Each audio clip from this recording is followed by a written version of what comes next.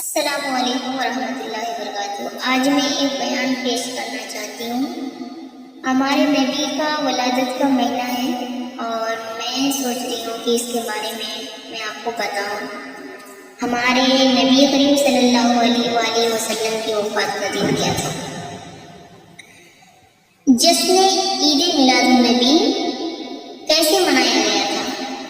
جشن عید میلاد النبی صلی اللہ علیہ وآلہ وسلم کی اصل حقیقت کیا ہے؟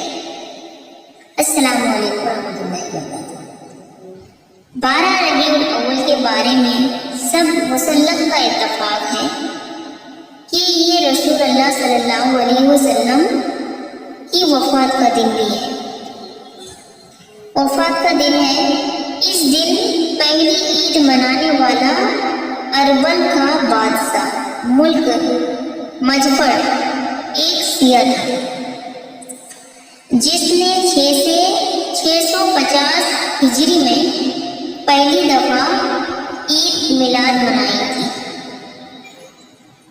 پہلی دفعہ عید میلاد منائی تھی تاکہ محبت رسول صلی اللہ علیہ وآلہ وسلم کی آڑ میں رافضی سیاہ عقائد کی ترجیح کی جا سکے۔ کتاب الوداع والنہایہ یہ رسول اللہ صلی اللہ علیہ وآلہ وسلم کی اور صحابہ رضی اللہ عنہ کی زندگی میں کئی بار آیا، لیکن کسی نے عید نہیں منائی۔ آج اسے اسلام کا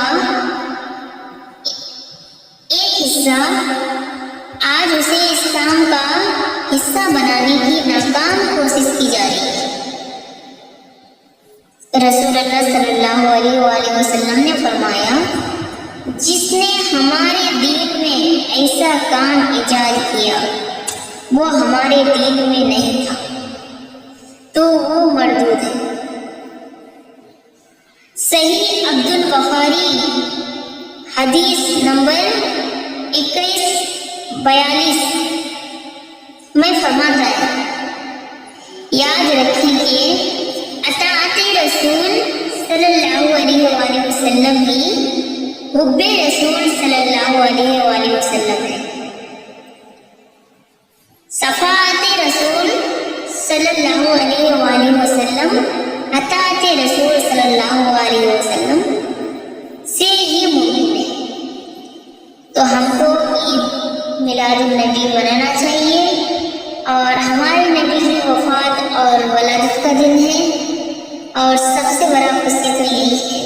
میں آپ سب سے مبارکباد دینا چاہتی ہوں عید میلاد النبی کی۔ آپ سب کو عید میلاد النبی کی مبارک ہو، اور سب کوئی کمنٹ میں ماشاءاللہ ضرور لکھیے اور نبی کے پیار میں ہرا دل آپ ضرور بھیجیے۔ السلام علیکم ورحمۃ اللہ وبرکاتہ۔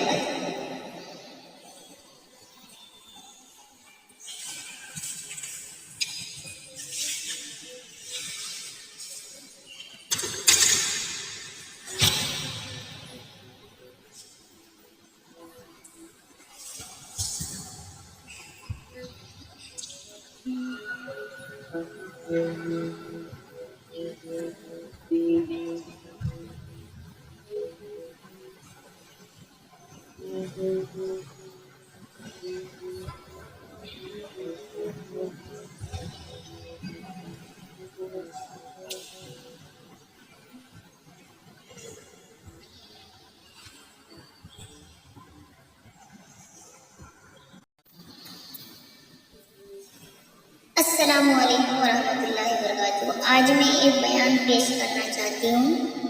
ہمارے نبی کا ولادت کا مہینہ ہے اور میں سوچ رہی ہوں کہ اس کے بارے میں آپ کو بتاؤں۔ ہمارے نبی کریم صلی اللہ علیہ وآلہ وسلم کی وفات کا دن کیا تھا؟ جشن عید میلاد النبی کیسے منایا گیا تھا؟